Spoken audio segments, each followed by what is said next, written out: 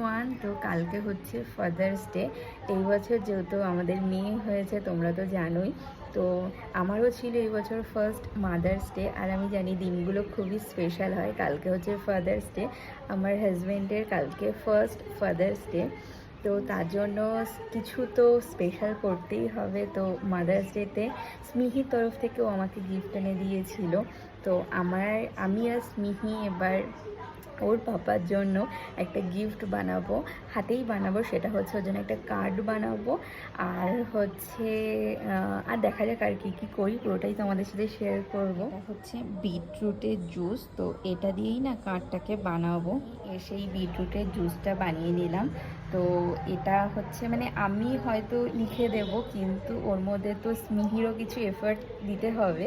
তো স্মিহির মানে এই বিটরুটের জুসটা দিয়ে ওর হাত দিয়ে কিছু করাবো না, কারণ যেহেতু হাত মুখে দেয়। তো ওর এটা পায়ের ছাপ দিয়ে কার্ডটা বানাবো। তো দেখা যাক কেমনভাবে কি বানাই, পুরোটাই শেয়ার করবো।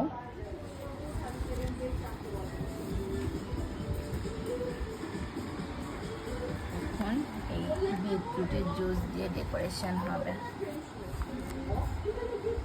হচ্ছে আমাদের আর্টিস্ট তাড়াতাড়ি আপনার ক্রিয়েশনটা করে দিন।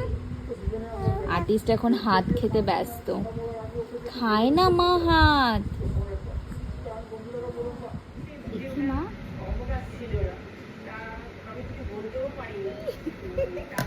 দাঁড়া দাঁড়া দাঁড়া,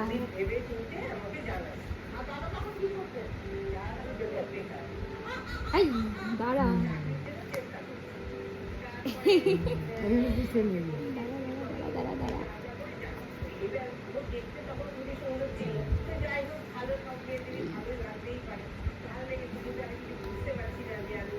দেখি মা, মুছে দিই পাতা।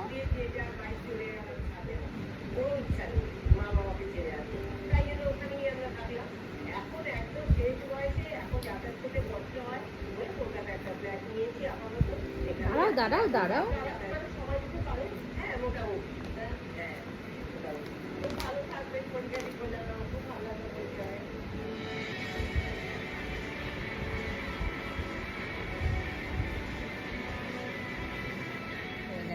আমাদের আর্টিস্ট ক্রিয়েশন করে দিয়েছেন। এটাকে এবার একটু ডেকোরেশন করলেই হয়ে যাবে।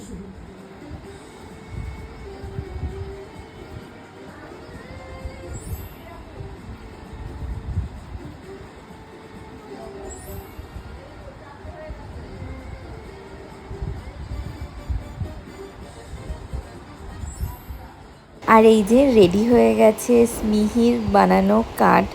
জানি যে তোমরা হয়তো বলবে যে এটা তো তুমিই পুরো বানিয়েছো, কারণ আমার স্মিহি এখন অনেকটাই ছোট। আর যেহেতু ওর এটা ফার্স্ট ফাদার্স ডে, তো আমি চেয়েছিলাম এমন কিছু ওর পাপার জন্য করতে যেটা দেখে ও ভীষণ খুশি হয়।